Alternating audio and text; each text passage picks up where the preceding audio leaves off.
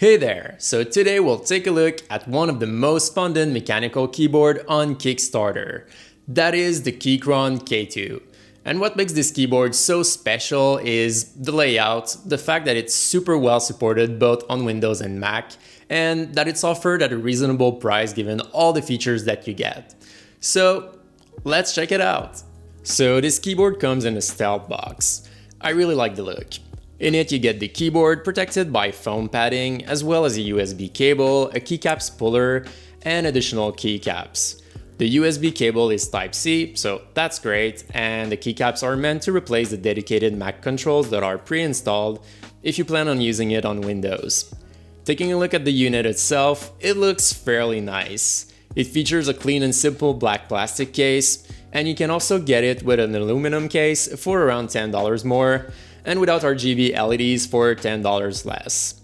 Controls and inputs will be on the left side, so you get a USB-C port, both for wired operation and to charge the built-in battery. Then you get two toggles, one to switch key mappings from Windows or Android to Mac or iOS. And the other toggle is meant to switch between wired, wireless, or off modes. I find it a bit weird that there is an off mode and that the wired mode should be pretty much that. Finally, you get flip-out feet under the keyboard, that way you can either use it flat or at a slight angle. Now, looking at the layout, this one is pretty compact. Being only one unit wider and one row taller than a 60% keyboard, it still packs dedicated arrow keys and a function row, as well as a few navigation keys like page up, down, home, and delete. Not too bad.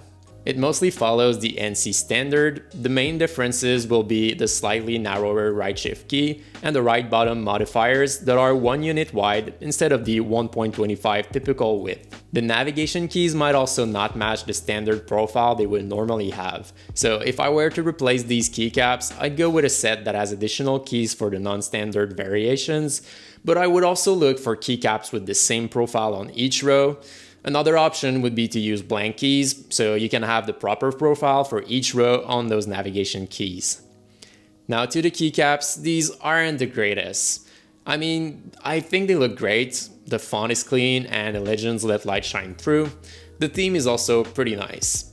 However, these are ABS with laser etched legends, so the surface will shine over time.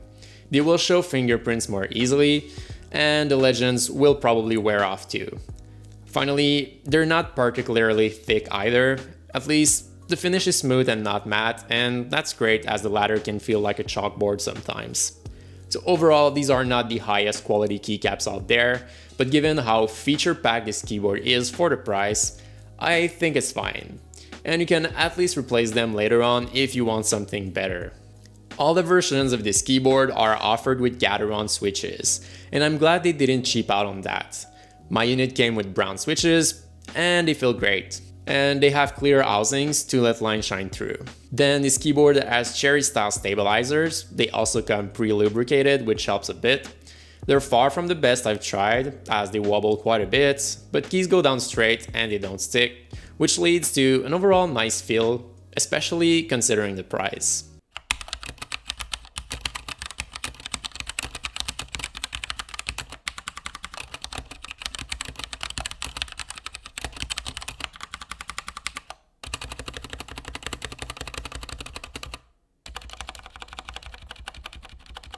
So typing on this keyboard feels nice. Great switches paired with decent stabilizers mounted on a metal plate makes the whole thing feel great, and it doesn't sound too bad to me.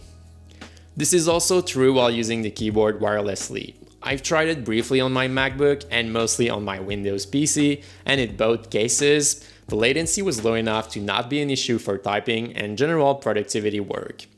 Having both Mac and Windows key remappings is a really nice feature, especially if you're not used to using a normal mechanical keyboard on a Mac. Some keys location change, and that might take a bit of time to get used to. It's also really nice if you're used to the typical Mac shortcuts to change settings like the screen brightness, as an example. Now, my unit came with RGB LEDs, while there's also a version with white LEDs only.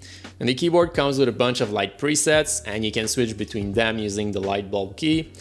Then you can also switch the color for each animation with function and left or right arrows. Unfortunately, you cannot set custom light effects or key-by-key colors, as there are no software or advanced programming that can be done on board. Still, I think it gives you a bunch of options, and it's good enough for my RGB needs. Keep in mind that these are not the brightest I've seen, and that it will affect the battery life when using the keyboard wirelessly. So, who's this keyboard for? I'd say it's a really good option for Mac users. The support for this OS is probably one of the best in the mechanical keyboard market. I'd also recommend this board to someone looking for a compact mechanical keyboard that still offers dedicated arrow keys and a solid Bluetooth connectivity. Another option in this price range with pretty much the same exact layout is the ACO 3084. With this one, you would get an overall better build quality. You get thicker PVD keycaps, better stabilizers, and cherry switches for about the same price. However, you lose the Mac layout compatibility, RGB LEDs, and Bluetooth connectivity. Speaking of which, stay tuned for my review of this ACO keyboard. So that wraps it up for today.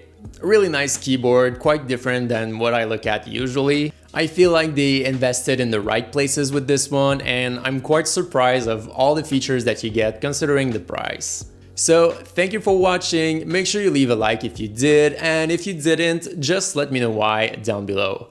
Otherwise, don't forget to subscribe if you still haven't already, as I'll see you in the next video.